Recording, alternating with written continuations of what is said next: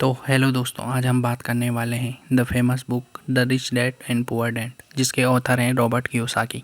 इस बुक का major lesson यह है कि जो अमीर आदमी होता है वो कभी पैसे के लिए काम नहीं करता है, बल्कि पैसा उनके लिए काम करता है। पेचेक को चेज़ करने के बजाय हमें इस चीज़ पर ध्यान देना चाहिए कि कैसे हम अपनी इनकम बिल्ड कर सकते हैं। जैसे रियल इस्टेट हो गया, स्टॉक्स हो गए, बिजनेस हो गया, या कोई रेंटल इनकम हो गई, ये सब चीज़ें एसेट में आती हैं। इस बुक का पहला लेसन यह है कि financial literacy is essential. Financial literacy होती है वो हमारे लिए बहुत इंपॉर्टेंट होती है। इसके थ्रू हम यह समझते हैं कि बेसिक अकाउंटिंग क्या होती है और हम कैसे पैसा इन्वेस्ट कर सकते हैं, और इसके साथ ही हमें मार्केट के बेसिक रूल्स को भी समझना होगा। दूसरा लेसन है mindset matter more than income. Income से ज़्यादा हमारा माइंडसेट मैटर करता है। गरीब लोग इसलिए गरीब नहीं रहते हैं कि उनकी लो इनकम है, बल्कि वो इसलिए गरीब रहते हैं कि उनकी जो पुअर मनी हैबिट्स होती हैं वे उन्हें गरीब बनाती हैं, और वे हमेशा रिस्क लेने के लिए डरते हैं, जिससे वे गरीब बने रहते हैं। और तीसरा लेसन है एसेट वर्सेस लाइबिलिटी। एसेट हमेशा हमारे लिए इनकम सोर्स का काम करते हैं, जैसे कोई रेंटल प्रॉपर्टी हो गई, डिविडेंड्स हो गया, या कोई रॉयल्टी हो गई। ये सब चीज़ें एसेट में आती हैं।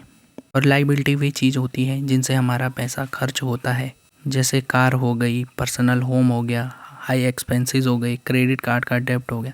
ये सब चीज़ें लाइबिलिटी में आती हैं।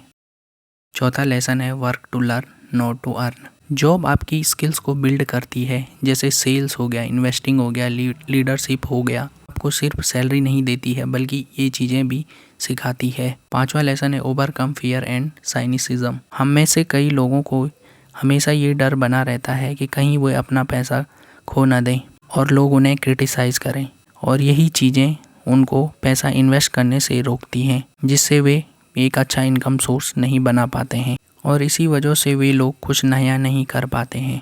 उसके बाद आता है रिच इन्वेंट मनी। अमीर लोग पैसा बनाने के बहुत से रास्ते खोज लेते हैं। अपॉर्चुनिटी हर जगह होती है, और ये चीज़ें तभी होंगी जब आप खुद को फाइनेंशियली एजुकेट करेंगे और क्रिएटिव सोचेंगे, तो आपको हर जगह अपॉर्चुनिटी दिखेगी।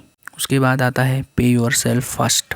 इन्वेस्ट और सेव बिफोर पेइंग बिल्स। अगर आप अपने खर्चे को कवर करने के लिए रास्ते ढूंढते हैं तो आप अपने आप अपनी वेल्थ को ग्रो कर सकते हैं।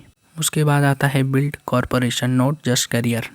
आप अपने बिजनेस और लीगल एंटिटीज़ को यूज़ करके अपने टैक्स को कम कर सकते हैं और अपनी इनकम को प्रोटेक्ट कर सकते हैं। अगर हम इन बेसिक चीज़ों को नहीं समझ पाएंगे तो हम एक गुड अपॉर्चुनिटी को मिस करेंगे।